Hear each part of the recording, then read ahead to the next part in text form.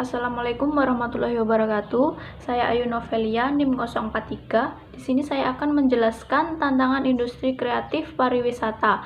Pengertian dari industri menurut Kamus Besar Bahasa Indonesia adalah kegiatan memproses atau mengolah barang dengan menggunakan sarana dan peralatan, misal mesin.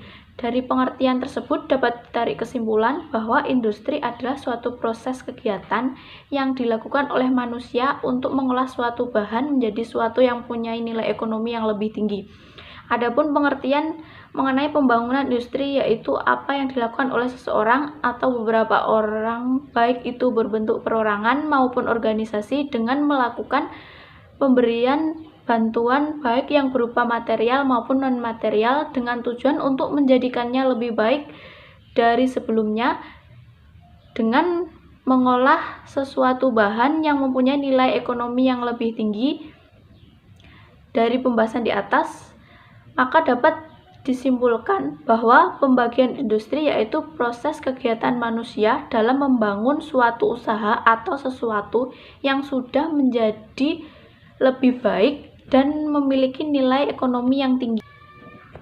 Industri kreatif menurut Departemen Perdagangan Republik Industri dalam buku Pengembangan Industri Kreatif menuju Visi Ekonomi Kreatif 2025. Industri kreatif dapat dikelompokkan menjadi 5 subsektor.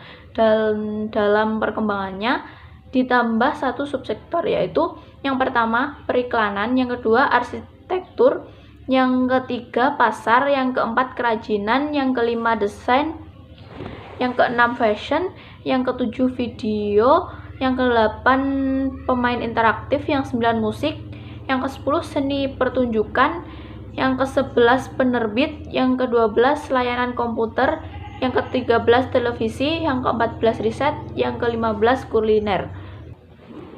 Konsep pariwisata berbasis masyarakat digunakan untuk menguraikan bentuk-bentuk partisipasi masyarakat secara langsung ataupun tidak langsung dalam pengelolaan destinasi wisata. Perencanaan merupakan pengorganisasian masa depan untuk mencapai tujuan tertentu.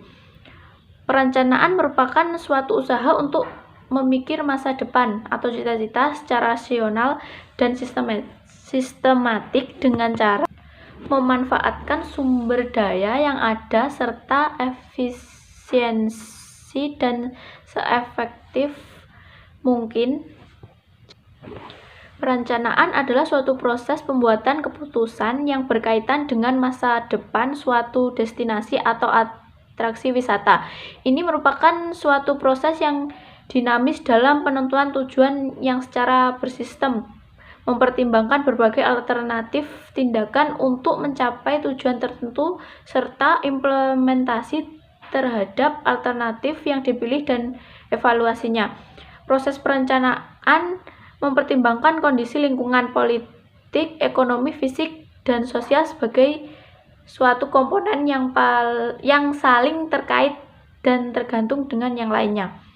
Menurut Ridwan, terdapat 5 pendekatan perencanaan pengembangan pariwisata yang perlu diketahui dan diaplikasikan dalam pembangunan dan pengembangan pariwisata, yaitu pendekatan pemberdayaan masyarakat lokal, pendekatan berkelanjutan, pendekatan kesisteman, pendekatan kewilayahan, dan pendekatan dari sisi penawaran dan permintaan atau supply and demand.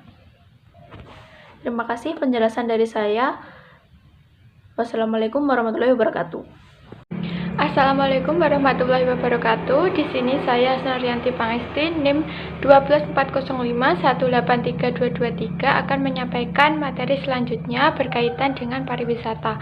Pariwisata itu adalah istilah yang diberikan apabila seseorang wisatawan itu melakukan perjalanan itu sendiri, atau dengan kata lain aktivitas dan kejadian yang terjadi ketika seseorang pengunjung itu melakukan suatu perjalanan.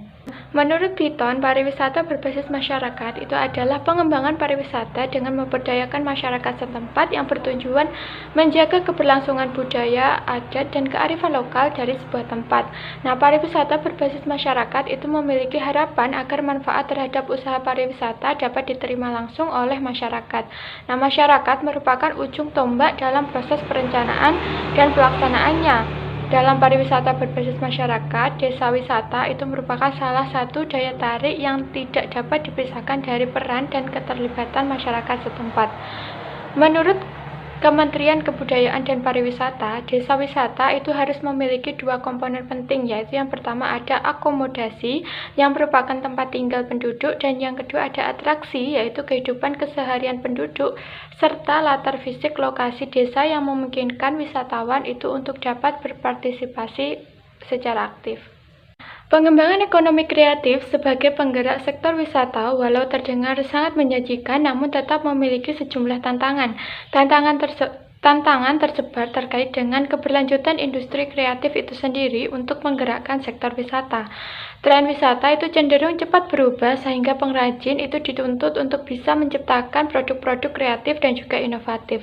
Di sisi lain, pengrajin juga tidak boleh terjebak pada selera pasar karena dapat menghilangkan orisinalitas dan keunikan produk itu sendiri. Nah, berikut ada beberapa identifikasi sejumlah tantangan pengembangan, yaitu yang pertama ada kualitas produk.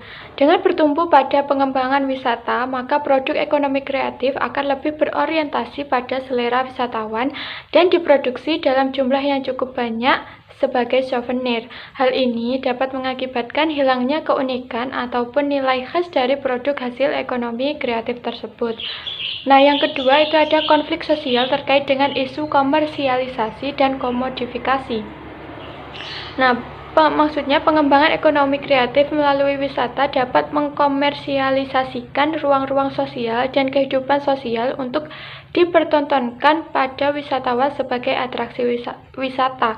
Bila tidak dikelola dengan melibatkan komunitas lokal, hal ini dapat berkembang menjadi konflik sosial karena di beberapa komunitas terdapat ruang-ruang sosial yang bersifat suci dan tidak untuk dipertontonkan kepada wisatawan. Yang ketiga, itu ada manajemen ekonomi kreatif. Ekonomi kreatif seringkali menyajikan produk-produk yang berbau isu politik atau isu sosial yang sangat sensitif, misal rasialisme.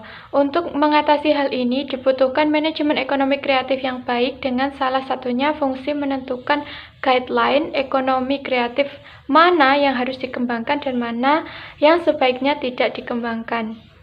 Sekian materi yang dapat saya sampaikan. Apabila ada kurangnya, saya mohon maaf. Wassalamualaikum warahmatullahi wabarakatuh. Saya Ferry Dwi Kurniawan, NIM 124051833399. Di sini saya akan menjelaskan tentang optimalisasi potensi industri kreatif pariwisata.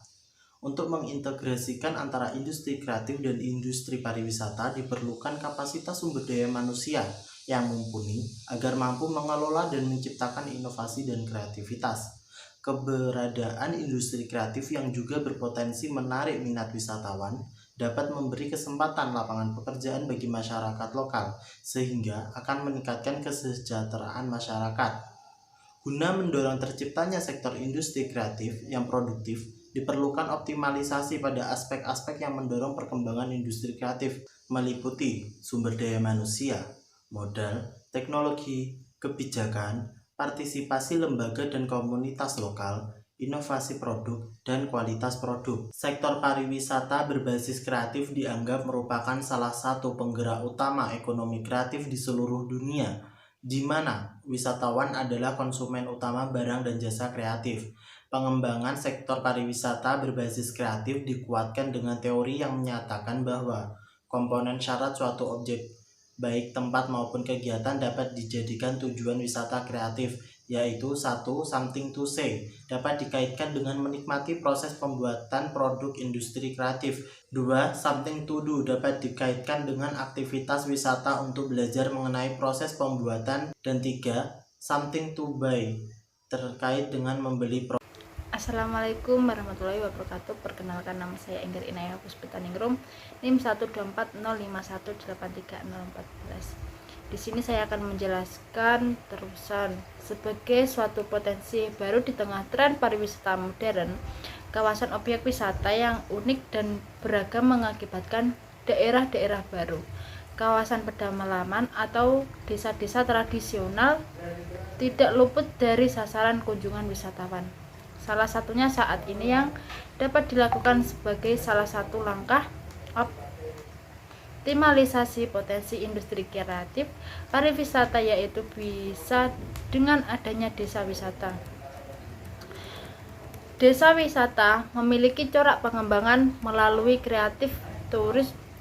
Dalam hal ini adalah industri kreatif. Desa wisata terlihat mampu menghasilkan beberapa produk ekonomi kreatif seperti kerajinan tangan, makanan dan minuman, seni pertunjukan, dan arsitektur perdesaan. Desa wisata adalah suatu wawasan yang menawarkan keseluruhan suasana yang mencerminkan keaslian perdesaan, baik dari kehidupan sosial, ekonomi, sosial, budaya, adat istiadat, keseharian, memiliki arsitektur bangunan dan struktur tata ruang desa yang khas, atau kegiatan perekonomian yang unik dan menarik, serta mempunyai potensi untuk dikembangkannya berbagai komponen pariwisata. Konsep pariwisata sejatinya menurut 3 syarat komponen di atas, ialah diantaranya something to see, something to do, dan something to buy.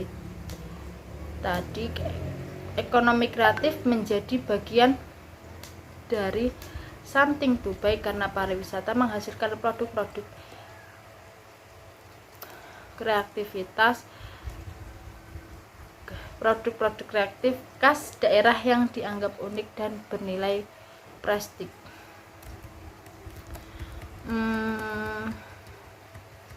Pada intinya, hampir sebagian besar daerah di Indonesia memiliki potensi untuk mengembangkan ekonomi kreatif sebagai pergerak sektor pariwisata.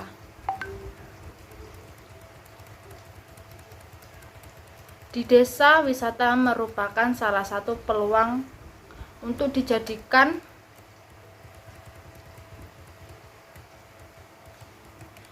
ruang dalam mengaktualisasikan diri dan ide-ide kreatif, karena selain menjadi sasaran wisata, desa wisata tidak menutup kemungkinan memiliki beragam jenis produk ekonomi kreatif. Maka dari itu, dengan optimalisasi produk, potensi industri kreatif pariwisata tentu saja memberikan banyak pengaruh positif bagi daerah pariwisata, karena dapat meningkatkan kunjungan wisata terhadap destinasi wisata tersebut, sehingga juga akan berdampak pada meningkatkan perekonomian daerah. Sekian dari saya. Wassalamualaikum warahmatullahi wabarakatuh.